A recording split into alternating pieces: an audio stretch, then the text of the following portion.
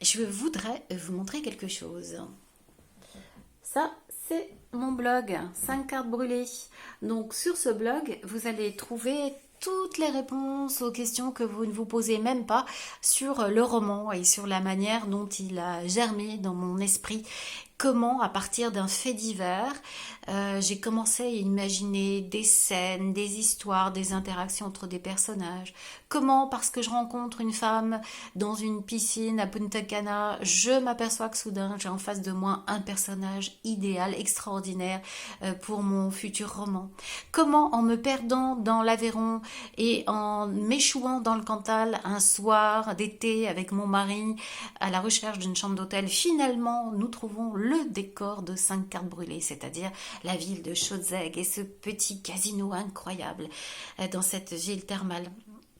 Je vous raconte tout ça. Je vous dis également de quel comédien je me suis inspirée pour le personnage du médecin thermaliste, Bernard Bacher. Alors, il s'agit d'un comédien dont je vous ai parlé tout à l'heure de mémoire. C'est Bernard Gabé, avec lequel j'ai eu la chance d'enregistrer le livre audio Black Coffee.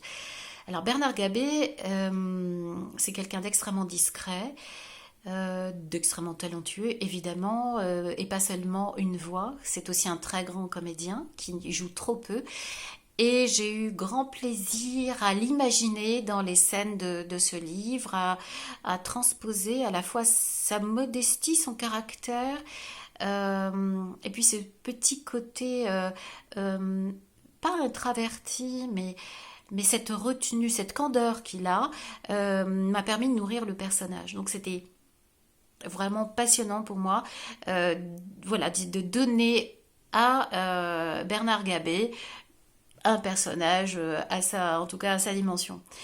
Donc je me suis vraiment inspirée de lui, je décris son physique et je décris sa voix. Donc j'espère que j'ai réussi. Sur ce blog, vous trouverez aussi mes états d'âme de romancière depuis la nuit des temps, depuis le démarrage de l'écriture de ce roman, il y a environ 3 4 ans. Il faut savoir que j'ai perdu un an. Pendant un an, le livre a été retenu par mon éditeur pour qu'on en fasse une belle publication. C'est-à-dire qu'on balance pas le livre n'importe comment, qu'on trouve la bonne date. Et on s'était dit que le 16 janvier 2020 était une excellente date. C'était une excellente date, mais personne ne pouvait venir voir le coronavirus, évidemment. Qu'à cela ne tienne, c'est vraiment un livre. Voilà, je raconte sur ce blog aussi comment, par quels états d'âme je suis passée, parce que c'est pas toujours une ligne claire, la vie d'un romancier, d'une romancière. C'est beaucoup de doutes, beaucoup d'hésitations, beaucoup de moments down, et puis parfois des moments très joyeux, de jubilation, voilà. Je remercie aussi mes lectrices bêta, puisque j'ai voilà, des bêta lectrices auxquelles j'envoie régulièrement mon work in progress, mon bouquin, pour mon manuscrit, pour ne pas me désespérer tout de suite, pour recevoir quelques remarques, encouragements qui sont toujours très très très utiles. Euh, voilà, donc tout ça c'est sur ce blog que je vous ai montré. Donc c'est Blogspot, 5 cas brûlés Blogspot.